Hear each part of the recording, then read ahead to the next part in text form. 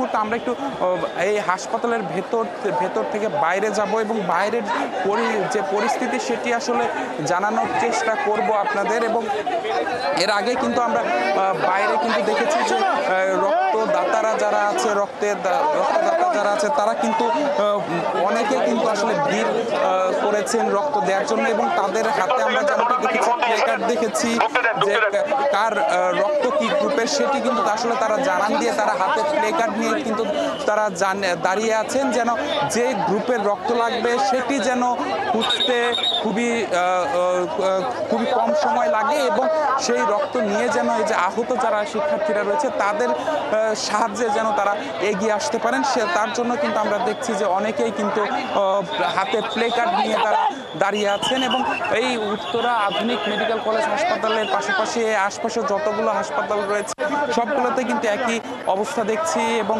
সকালে দুপুরে ঘটনার পর থেকে যেমন একটু আমি কথা বলতে চাই, আপনি আসলে এখানে কেন এসেছেন? আমি এখানে আসছি যেহেতু আমার ভাইদেরকে রক্ত দেওয়ার জন্য আর কি।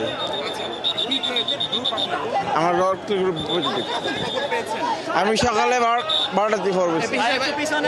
যেমনটি শুনছিলাম যে আসলে সবাই কিন্তু এই যে প্রশিক্ষণ বিমান দুর্ঘটনার পর কিন্তু আসলে যে হতাহতের খবরটি পাওয়ার পরে কিন্তু আসলে সবাই এই হাসপাতালগুলোর সামনে ছুটে এসেছেন।